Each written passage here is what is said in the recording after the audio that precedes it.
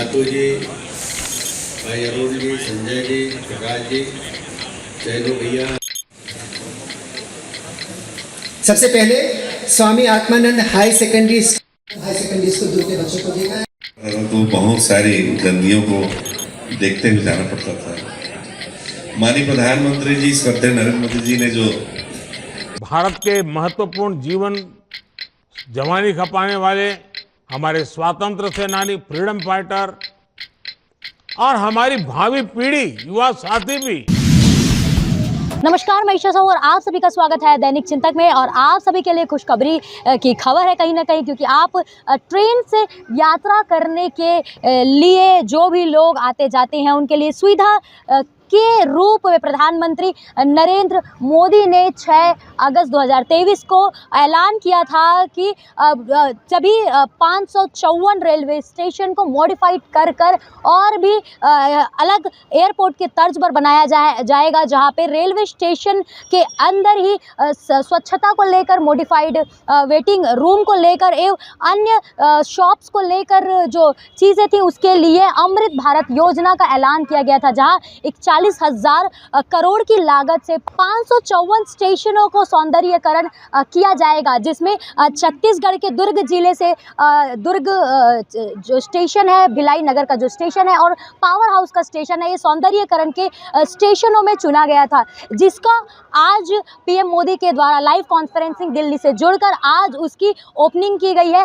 साथ ही 554 जो स्टेशन है उसके लिए आज जो पैसे जो पास होने थे वो पास आज से हो जाएंगे। 41,000 करोड़ की लागत से ये पूरा स्टेशन बनेगा और साथ ही 1500 अंडर ब्रिज और ओवर ब्रिज की भी आज ओपनिंग वीडियो कॉन्फ्रेंसिंग के द्वारा की गई है। और इस वक्त हम मौजूद है दुर्ग के रेलवे स्टेशन में, जहां वीडियो कॉन्फ्रेंसिंग के जरिए आज ओपनिंग किया गया, जहां दुर्ग के सांसद विजय बघेल, दुर्ग शहरी विधायक गजेंद्र यादव जी, दुर्ग के टीआई और साथ ही दुर्ग की कलेक्टर मैडम मौजूद थे, जिनके संरक्षण में आज पीएम मोदी के द्वारा इस स्टेशन का इनॉग्रेशन किया गया है। और अब ये जो दुर्ग स्टेशन की जो सौंदर्यीकरण की जो प्रक्रिया है वो आज से चालू हो जाएगी। बता दें, अमृत भारत एक ऐसी योजना है जिसके तहत रेलवे स्टेशनों को अलग ही तर्ज पर लेके जाया जाएगा। मॉल के जैसे कि हम जब किसी एयरपोर्ट में जाते हैं तो वहाँ कॉफ़ी शॉप देखा करते हैं, मार्केट देखा करते हैं, बुक स्टोर्स देखा करते हैं, उसी तर्ज में जो ये स्टेशन है आगे देखने को मिलेगी। और भी सुविधा जो यात्रियों हैं उनको इस स्टेशन में होगी, क्योंकि कुछ यात्री ऐसे होते हैं जो लंबे समय के लिए कहीं जा रहे होते हो तो उन्हें वेटिंग रूम का इस्तेमाल करना पड़ता होता है, या फिर वॉशरूम की जो फैसिलिटी है वो अच्छी नहीं होती है। उसी तमाम मुद्दों को लेकर यात्रियों को के इस सुविधा को नज़र रखते हुए पीएम मोदी ने विकसित भारत को कहीं ना कहीं इस तर्ज पर इस स्टेशन को भी डाला है, जिसमें हमारा दुर्ग शहर का ये स्टेशन भी शामिल है, जिसको अब आप कुछ ही दिनों बाद में एक भव्य रूप में अब आप देखेंगे। यही संकल्प इस विकसित भारत, विकसित रेलवे कार्यक्रम में दिख रहा है। मैं इस कार्यक्रम में देश भर से जुड़े सभी साथियों का अभिनंदन करता हूं। हमारे साथ 500 से अधिक रेलवे स्टेशनों और 1,500 से ज्यादा दूसरी जगहों से लाखों लोग जुड़े हैं। अलग अलग राज्यों के माननीय राज्यपाल श्री, माननीय मुख्यमंत्रीगण, केंद्र और राज्य सरकारों के मंत्रीगण, सांसदगण, विधायकगण और स्थानीय जनप्रतिनिधि, प्रबुद्ध नागरिक, पद्म पुरस्कार जिनको सम्मानित मिला है, ऐसे वरिष्ठ महानुभाव, भारत के महत्वपूर्ण जीवन जवानी खपाने वाले हमारे स्वतंत्र सेनानी, फ्रीडम फाइटर और हमारी भावी पीढ़ी, युवा साथी भी आज हमारे साथ है।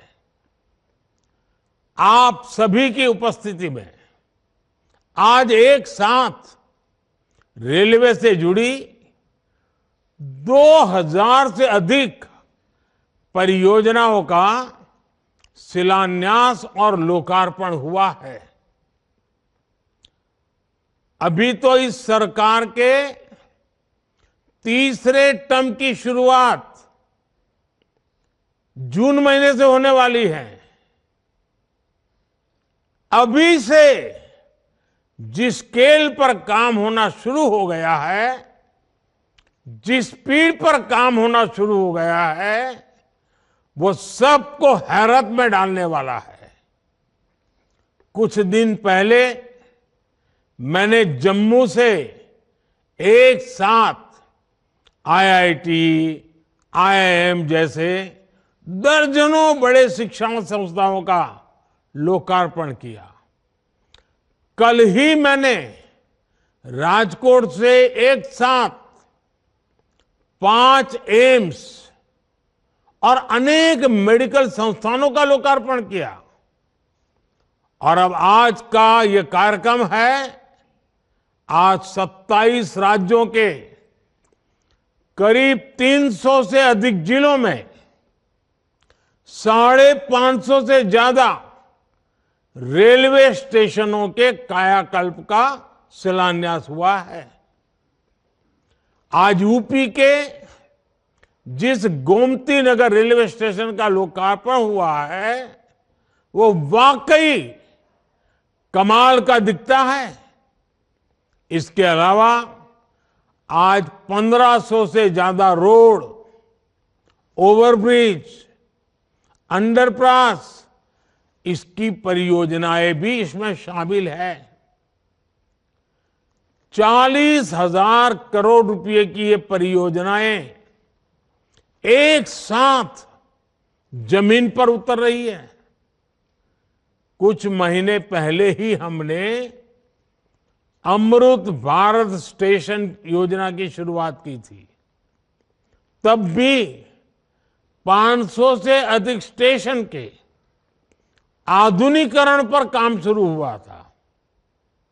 अब ये कार्यक्रम इसे और आगे बढ़ा रहा है। ये दिखाता है कि भारत की प्रगति की रेल किस गति से आगे बढ़ रही है। मैं देश के विभिन्न राज्यों को, वहां के सभी मेरे नागरिक भाई बहनों को अनेक अनेक शुभकामनाएं देता हूं। साथियों, मैं आज विशेष रूप से अपने युवा साथियों को बहुत बधाई देना चाहता हूं। मोदी जब विकसित भारत की बात करता है तो इसके सूत्रधार और सबसे बड़े लाभार्थी देश के युवा ही है। आज की इन परियोजनाओं से देश के लाखों नौजवानों को रोजगार और स्वरोजगार के नए अवसर मिलेंगे। आज रेलवे का जो ये कायाकल्प हो रहा है, ये उन साथियों को भी लाभ देगा जो स्कूल कॉलेज में पढ़ाई कर रहे हैं। ये कायाकल्प उनके भी बहुत काम आएगा जो 30-35 वर्षों से कम आयु के हैं। विकसित भारत युवाओं के सपनों का भारत है। इसलिए विकसित भारत कैसा होगा, ये तय करने का सबसे अधिक हक वो भी उन्हीं को है। मुझे संतोष है कि देश भर के हजारों विद्यार्थियों ने अलग अलग स्पर्धाओं के माध्यम से विकसित भारत के रेलवे का सपना सामने रखा। इनमें से अनेक युवा साथियों को पुरस्कार भी मिले हैं। मैं सभी को बहुत शुभकामनाएं देता हूं। मैं देश के हर जवान को, हर नौजवान को बताना चाहता हूं कि आपका सपना ही मोदी का संकल्प है। आपका सपना, आपकी मेहनत और मोदी का संकल्प, यह विकसित भारत की गारंटी है। साथियों, मुझे खुशी है कि ये जो अमृत भारत स्टेशन है, विरासत और विकास दोनों के प्रतीक होंगे।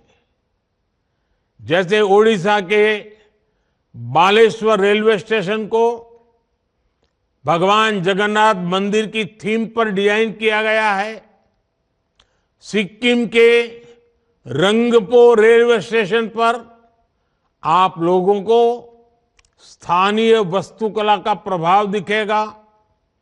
राजस्थान का सांगनेर रेलवे स्टेशन 16वीं शताब्दी की हैंड ब्लॉक प्रिंटिंग को दर्शाता है। तमिलनाडु के कुंभकोणम स्टेशन का डिजाइन चोल काल के वास्तुकला पर आधारित है। अहमदाबाद रेलवे स्टेशन मोढेरा सूर्य मंदिर से प्रेरित है। गुजरात में द्वारका स्टेशन द्वारकाधीश मंदिर से प्रेरित है। आईटी सिटी गुड़गांव का रेलवे स्टेशन आईटी के लिए ही समर्पित होगा। यानी अमृत भारत स्टेशन उस शहर की विशेषता से दुनिया को परिचित कराएगा। इन स्टेशनों के निर्माण में दिव्यांगों भारतीय जनता पार्टी अपना खजाना नहीं भर रही है। हिंदुस्तान के इंफ्रास्ट्रक्चर में सारा पैसा 2 नंबर का पैसा लग रहा है। जो पहले उनके जेब में जाया करता था, जनता की सेवा में वो पैसा लग रहा है। पार्टी उसका सदुपयोग नहीं कर रही है, देश की सेवा के लिए उसका सदुपयोग हो रहा है। लोकसभा चुनाव लेकर क्या कहना चाहेंगे? किस तरह की तैयारी, किस तरह का प्लान? देखिए, 11 की 11 सीट छत्तीसगढ़ में आएगी। प्रत्याशी चाहे जो भी हो, प्रचंड बहुमत से सारे प्रत्याशी 11 के 11 यहाँ जीत कर आएंगे। ये हम सबको पूर्ण विश्वास है और मोदी जी का नाम है और भारतीय जनता पार्टी के प्रति, एनडीए के प्रति लोगों का विश्वास है। भर रही है भारतीय जनता पार्टी अपना खजाना नहीं भर रही है। हिंदुस्तान के इंफ्रास्ट्रक्चर में सारा पैसा 2 नंबर का पैसा लग रहा है। जो पहले उनके जेब में जाया करता था, जनता की सेवा में वो पैसा लग रहा है। पार्टी उसका सदुपयोग नहीं कर रही है, देश की सेवा के लिए उसका सदुपयोग हो रहा है। लोकसभा चुनाव लेकर क्या कहना चाहेंगे? किस तरह की तैयारी, किस तरह का प्लान? देखिए, 11 की 11 सीट छत्तीसगढ़ में आएगी। प्रत्याशी चाहे जो भी हो, प्रचंड बहुमत से सारे प्रत्याशी 11 के 11 यहाँ जीत कर आएंगे। ये हम सबको पूर्ण विश्वास है और मोदी जी का नाम है और भारतीय जनता पार्टी के प्रति, एनडीए के प्रति लोगों का विश्वास है। ये कैसी दोगली बात है? अब ये उनकी छोटी सोच, छोटी बातें करते हैं हमेशा, मगर हम किसी रफ्तार को रोकने वाले हमारे प्रधानमंत्री जी नहीं। वो तो कहावत है ना, जो क्रिटिसाइज करने वाले लोग हैं करते रहें, लेकिन हम अपना काम करते रहेंगे। हमारे प्रधानमंत्री ये भी कहते हैं कि विपक्ष मेरे ऊपर पत्थर फेंके, ईंटें फेंके, मैं उसको भारत के नवनिर्माण के लिए नींव के पत्थर के रूप में उपयोग करूंगा। ऐसे हमारे प्रधानमंत्री हैं। बोलते रहें बोलने वाले, लेकिन करने वाले कर रहे हैं और आज उसका प्रतिफल दिख रहा है। ठीक है, बहुत सारी ज़्यादा रेल लाइनें बन रही हैं, जो कनेक्शन जुड़ रहे हैं, तो उसका थोड़ा खामियाजा लोगों को थोड़ा सा अव्यवस्था झेलनी पड़ रही है। उसके लिए हम क्षमा प्रार्थी हैं जनता से। लेकिन जहाँ पे नई रेल लाइन बिछेगी उस वजह पे थोड़ी सी लेट लतीफ़ गाड़ियाँ हो रही है, मगर आप देखेंगे 5-6 महीने बाद पूरी व्यवस्था पटरी में आ जाएगी और समयबद्ध तरीके से ट्रेन सुविधा मिलेगी। ये मैं जनता जनार्दन से आश्वस्त करना। ये कांग्रेस सभा में साद राम यादव जो गौ सेवक है उसकी हत्या का मामला काफ़ी जोरों पर चर्चा में चल रहा है और वहीं पे कांग्रेस ने विधानसभा से बहिर्गमन कर दिया था। उनका कहना है कि लगातार इस तरह से पहले भी है, जो बैगा आदिवासी की हत्या हुई थी उस मामले को ले लें या फिर साद राम यादव के मामले को ले लें, भाजपा को इस पर कोई भी किसी प्रकार की कार्रवाई नहीं कर रही है। साद राम यादव के मामले में ये क्वेश्चन ध्यानाकर्षण में मैं ही उठाया था। माननीय गृह मंत्री जी से जानना चाहा और माननीय गृह मंत्री जी ने बताया विधानसभा के पटल में कि उग्रवादियों के खिलाफ जो धारा लगती है, आतंकवादियों के खिलाफ जो धारा लगती है, उस धारा के तहत उनके ऊपर कार्रवाई की गई है, आरोपियों के ऊपर। और छत्तीसगढ़ का पहला यह केस है जिसमें उग्रवादी के ऊपर जो धारा लगती है वो उग्रवादियों वाला धारा यहाँ पे उन आरोपियों के ऊपर लगा है, उसको पकड़ लिया गया है। सारे चारों आरोपियों को पकड़ लिया गया है। माननीय गृह मंत्री जी स्वयं कवर्धा के लालपुर के उस साधराम जी के उस गांव में गए, 5 लाख रुपए तत्कालीन उन्होंने तत्काल सहयोग शासन से दी और माननीय मुख्यमंत्री जी भी उनको आर्थिक सहयोग करेंगे।